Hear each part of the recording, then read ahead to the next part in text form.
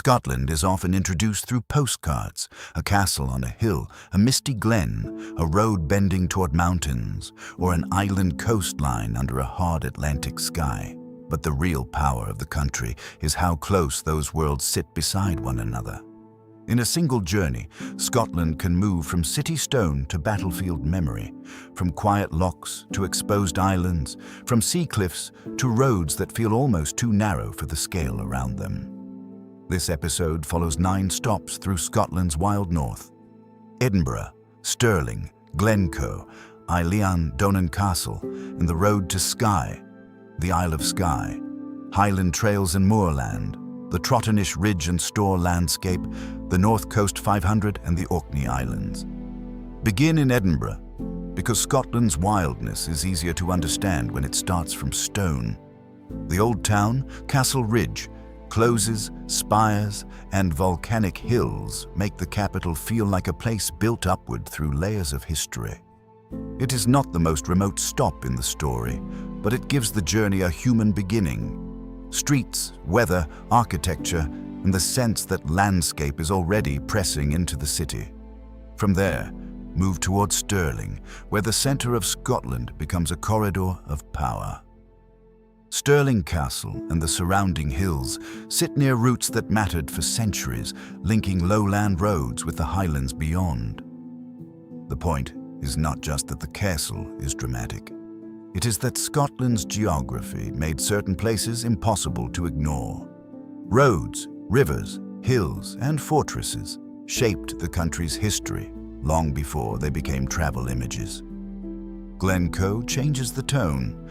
The valley is beautiful, but it does not feel gentle. Steep slopes, changing light, water, and weather give it a seriousness that explains why it appears again and again in Scottish travel stories. Glencoe is not just scenery on the way north. It is one of the places where the Highlands begin to feel emotional, vast, exposed, and difficult to reduce to a single view. Farther west, the road toward Eilean, Donan Castle and the bridge to Skye turns Scotland into a threshold. Water surrounds the route. Mountains rise and disappear in cloud. The castle itself has become one of the country's most recognizable images, but the approach matters just as much. This is where the journey starts to feel less like a tour and more like a crossing, leaving the mainland story for an island edge. The Isle of Skye is the reason many travelers first imagine northern Scotland. It has cliffs, moorland, fishing villages, weather that moves quickly, and roads that open into strange geological shapes.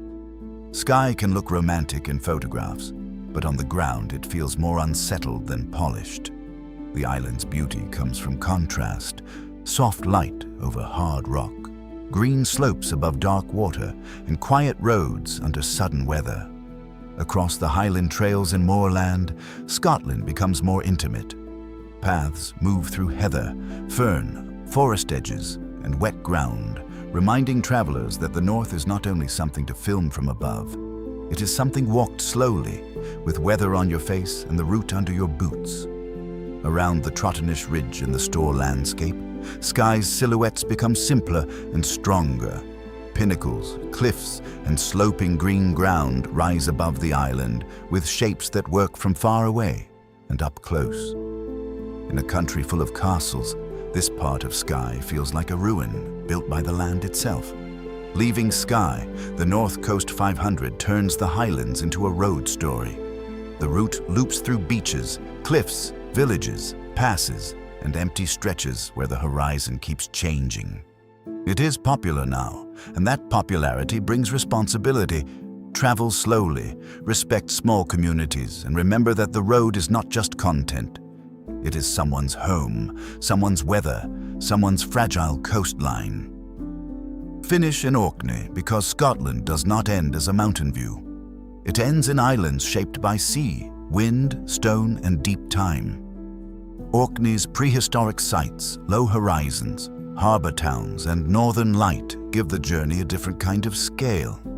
After the castles and Highland roads, the islands remind you that Scotland's wild north is not only dramatic, it is ancient.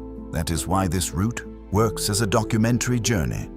Scotland's north is not one mood. It is layered: city stone, strategic castles, glens, islands, trails, coastal roads, and archaeological memory. The best way to travel it is not to rush from icon to icon, but to let the country change shape as you move. By the end, Scotland feels less like a destination and more like a sequence of thresholds. Each road, bridge, valley, and island carrying you a little farther from the ordinary world.